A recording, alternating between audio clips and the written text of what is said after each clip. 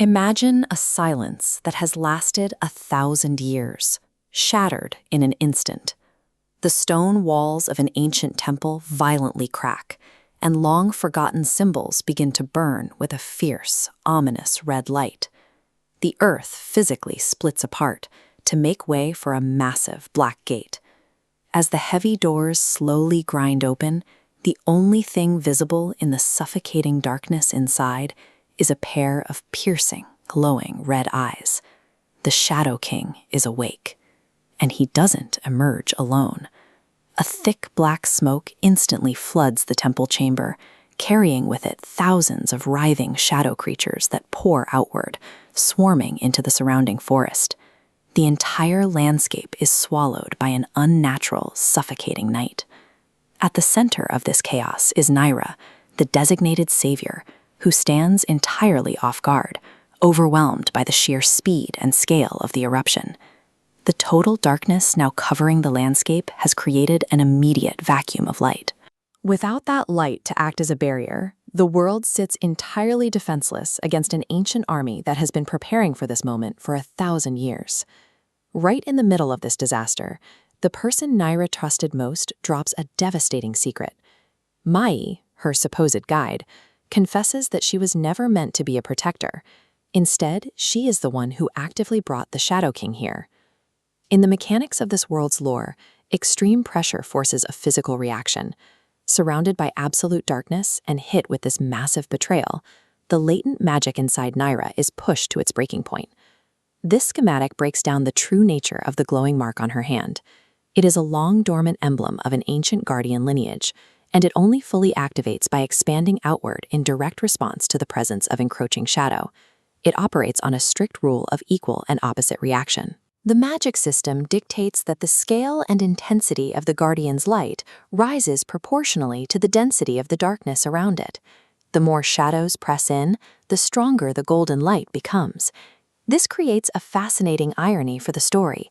By resurrecting himself and flooding the world with darkness, the Shadow King inadvertently triggered the one specific weapon uniquely designed to destroy him. When Nayra finally strikes back, we see the mechanics of this conflict play out physically.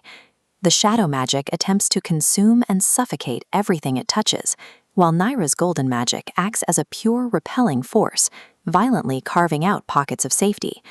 Realizing the threat she poses, the Shadow King doesn't hold back. He launches an overwhelming, concentrated attack aimed straight at Nayra, intending to wipe her out before her guardian powers can fully mature. But the fatal blow never reaches Nayra.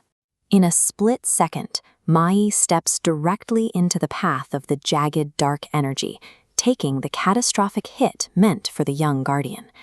Mai's intervention forces a difficult question. Her sacrifice might be a final moment of redemption, or the inevitable conclusion of a darker prophecy set in motion years ago. Either way, the immediate result is clear. The survival of the guardian lineage demanded a heavy blood price. In this brutal ecosystem, you cannot generate world-saving light without enduring a devastating sacrifice. Pushed to the absolute limit, Nayra unleashes everything she has. A blinding shockwave of golden light explodes outward, filling the ancient temple and instantly vaporizing the shadow creatures in its path. It feels like a massive victory, but it is entirely fleeting. As the bright golden glow fades, the chamber is empty. The Shadow King has vanished, and the overarching threat to the world has actually escalated. The Shadow King is gone, but he left behind a terrifying image, the jagged black crown resting on his head just before he disappeared. This visualization breaks down the terrifying lore condition attached to this artifact. The crown is fractured, as you can see by these missing pieces. But if those fragments are ever found and made whole, the world will permanently plunge into eternal darkness. His parting warning, "The game has just begun," echoes through the empty chamber.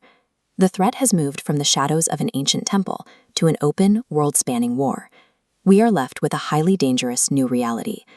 Nayra can no longer afford to just survive the night. She must master her golden heritage, take the offensive, hunt down those missing crown pieces before the world's time inevitably runs out.